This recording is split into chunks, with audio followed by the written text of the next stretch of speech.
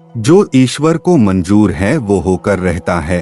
एक बार की बात है, गौतम बुद्ध अपने शिष्यों के साथ एक गांव के पास रुके हुए थे। गांव के लोग उन्हें सुनने के लिए बड़ी संख्या में इकट्ठा होते थे।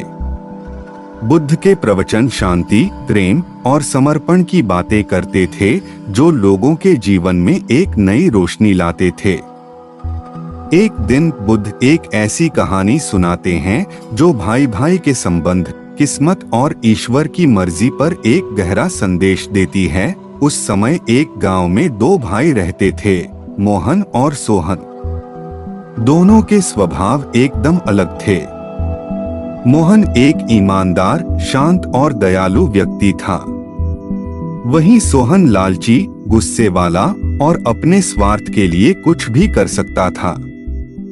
दोनों के पिता एक किसान थे जो अपनी जमीन और खेती को अपने जीवन भर का संघर्ष मानते थे। जब पिता का स्वर्गवास हुआ तब उन्होंने अपनी संपत्ति दो भाग में बांट दी, एक मोहन के लिए और एक सोहन के लिए। जब पिता की संपत्ति का विभाजन हुआ तब मोहन ने अपने हिस्से में जितनी जमीन मिली उससे संतुष्ट था। वहीं सोहन को अपने हिस्से से शिकायत थी। उसका मन था कि जमीन का ज्यादा हिस्सा उसके पास हो, क्योंकि वह बड़ा भाई था। इस लालच के कारण सोहन ने मोहन के खिलाफ एक साजिश रच दी। उसने मोहन के हिस्से की जमीन पर अपना कब्जा जमा लिया और उससे कहा, यह जमीन मेरी है। अगर तुझे प्रॉब्लम है तो जाके कानून के पास जा।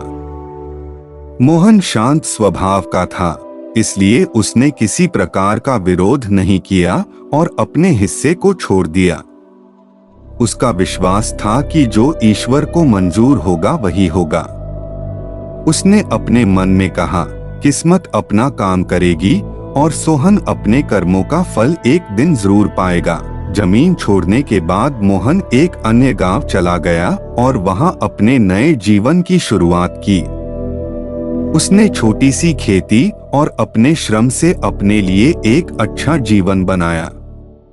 उसका विश्वास था कि मेहनत और ईमानदारी से जीवन में सब कुछ संभव है। धीरे धीरे मोहन की खेती सफल होने लगी और उसकी प्रसिद्धि गांव-गांव में फैल गई। एक दिन एक व्यापारी मोहन के पास आया और उसकी फसलों का बड़ा मोल देने लगा। उस व्यापारी ने कहा, तुम्हारी फसलें बहुत गुणी हैं। अगर तुम चाहो तो मुझे इसे बेच दो और मैं तुम्हें इसका उचित दाम दूंगा। मोहन ने अपनी फसलों को बेच दिया और उससे बहुत पैसा मिला। अब मोहन एक सफल किसान और व्यापारी बन गया था। दूसरी ओर सोहन अपने लालच के कारण अपनी जमीन का सही उपयोग नहीं कर पाया। उसका स्वभाव इतना खराब था कि लोग उससे दूर रहने लगे। उसकी खेती बर्बाद होने लगी और उसका धन धान्य धीरे धीरे खत्म होने लगा।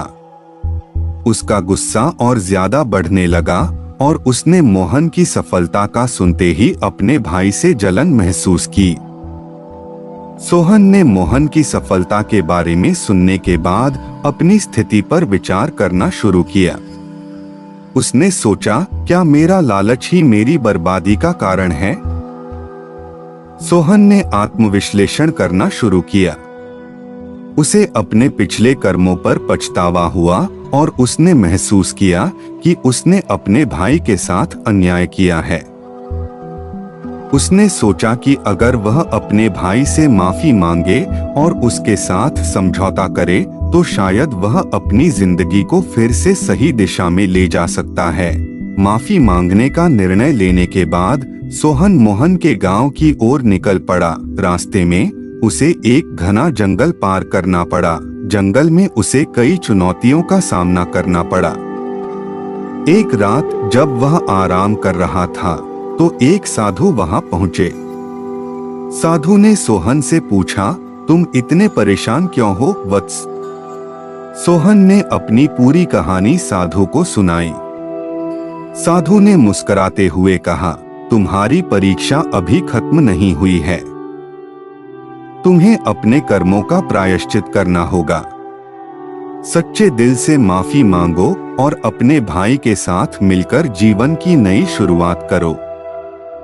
सोहन ने साधु की बातों को दिल से लिया और अपनी यात्रा जारी रखी। उसने महसूस किया कि यह जंगल उसके लिए एक परीक्षा थी जो उसे उसके गलत कर्मों का एहसास दिला रही थी। कई दिनों की यात्रा के बाद सोहन मोहन के गांव पहुंचा। मोहन ने अपने भाई को दूर से आते देखा और समझ गया कि सोहन अब बदल चुका है। सोहन ने मोहन के पास आकर कहा, भाई मुझे माफ कर दो, मैंने तेरा जो हिस्सा लिया था वह मेरा सबसे बड़ा पाप था। आज मेरी हालत बहुत खराब है। क्या तू मुझे माफ करके अपने साथ रख सकता है? मोहन ने अपने भाई को गले लगाया और कहा, भाई मैं हमेशा तुम्हें माफ करने के लिए तैयार था। हमें मिलकर अपनी जिंदगी को नए सिरे से शुरू करना चाहिए। जब बुद्ध ने यह कहानी अपने शिष्यों को सुनाई तब उन्होंने कहा, जो ईश्वर को मंजूर होता है वही होता है। कर्म करना हमारे हाथ में है, पर उसका फल ईश्वर के हाथ में होता है। मोहन ने अपने कर्मों से यह प्रमाणित किया कि शांति, ईमानदारी और श्रम से जीवन को बदला जा सकता है। वहीं सोहन ने अपने कर्मों का फल भुगता और अंत में अपने भाई के पास वापस आया। मोहन और सोहन ने मिलकर अपने धन और संपत्ति का एक नया उपयोग किया। उन्होंने अपनी जमीन पर एक विद्यालय और एक धर्मशाला का निर्माण किया, जहां गरीब और जरूरतमंद लोग आकर शरण ले सकते थे। यह विद्यालय बच्चों को नैतिकता, शिक्षा और सत्य के मार्ग पर चलने की प्रेरणा देता था। गांव में अब मोहन और सोहन की कहानी एक प्रेरणा बन चुकी थी। लोगों ने उनसे यह सीखा कि भाईचारे, ईमानदारी और कर्म का महत्व कितना बड़ा है। बुद्ध ने अपनी कथा समाप्त करते हुए कहा, इस कहानी का संदेश यह है कि विश्वास और अच्छे कर्मों से जीवन को बेहतर बनाया जा सकता है।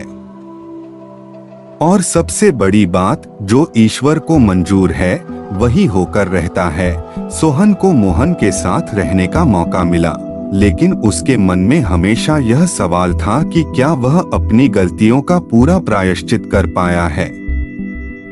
मोहन ने सोहन को खेती में मदद करने और अपनी जमीन पर काम करने का मौका दिया।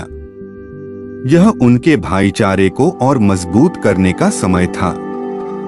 मोहन ने कहा, भाई खेती केवल अनाज उगाने का काम नहीं है, यह जीवन की शिक्षा है। इसमें धैर्य, समर्पण और ईमानदारी की आवश्यकता होती है। जब तुम एक बीज बोते हो तो तुम उसमें जीवन का संचार करते हो। तुम्हारे कर्म उस बीज के फल पर असर डालते हैं। अब तुम्हें अपने कर्मों से अपनी जमीन को फिर से उपजाऊ बनाना होगा। सोहन ने पूरी निष्ठा के साथ खेती में जुटना शुरू किया। वह अपने हर कार्य को ईश्वर की प्रार्थना समझकर करता। धीरे धीरे उसने अपनी जमीन को उपजाऊ बना दिया। मोहन ने देखा कि सोहन में एक सकारात्मक बदलाव आ चुका है। गांव वालों ने जब देखा कि सोहन अब बदल चुका है और मोहन के साथ मिलकर काम कर रहा है, तो वे उनकी प्रशंसा करने लगे। लोग कहते, देखो, जब भाईचारा होता है तो कोई भी कठिनाई दूर की जा सकती है। मोहन और सोहन ने यह साबित कर दिया है। गांव के बच्चों के लिए मोहन और सोहन प्रेरणा बन गए। वे अपने अनुभवों के माध्यम से बच्चों को सिखाने लगे कि जीवन में ईमानदारी और कर्म का कितना महत्व है। मोहन ने कहा, जो ईश्वर को मंजूर है वही होकर रहता है, लेकिन यह हमारी जिम्मेदारी है कि हम अपने कर्मों को सही दिशा में करें। एक दिन वही साधु जिन्होंने जंगल में सोहन को मार्गदर्शन दिया था, गांव में आए। मोहन और सोहन ने साधु का स्वागत किया और उनका धन्यवाद किया। साधु ने दोनों भाइयों को आशीर्वाद दिया और कहा, तुम दोनों ने अपने कर्मों से यह सिद्ध कर दिया है कि जीवन में बदलाव संभव है। जब भाईचारा और सत्य साथ होते हैं तो कोई भी कठिनाई असंभव नहीं रहती। साधु ने गांव वालों को संबोधित करते हुए कहा, भाईचारे और सच्चाई के मार्ग पर चलने वाला कभी असफल नहीं होता। जीवन में अगर कठिनाइयां आती हैं तो वे केवल तुम्हें और मजबूत बनाने के लिए होती हैं। इस कहानी से तुमने यह सीख ली होगी कि कर्म और भाईचारे का मेल तुम्हें जीवन में सबसे ऊंचा स्थान दिला सकता है। इसके बाद साधु ने मोहन और सोहन को प्रोत्साहित किया कि वे अपने कार्यों को और भी बड़े स्तर पर ले जाएं। दोनों भाइयों ने अपने विद्यालय और धर्मशाला का विस्तार किया। अब वहां सैकड़ों बच्चे शिक्षा प्राप्त कर रहे थे और गरीबों को खाना और आश्रय मिल रहा था। गांव अब पूरी तरह से एक आदर्श गांव बन चुका था। मोहन और सोहन की कहानी ने केवल गांव वालों को ही नहीं बल्कि आसपास के क्षेत्रों को भी प्रेरित किया। बुद्ध ने इस कहानी को समाप्त करते हुए अपने शिष्यों से कहा, यह कहानी इस बात का प्रमाण है कि परिवर्तन हमेशा संभव है।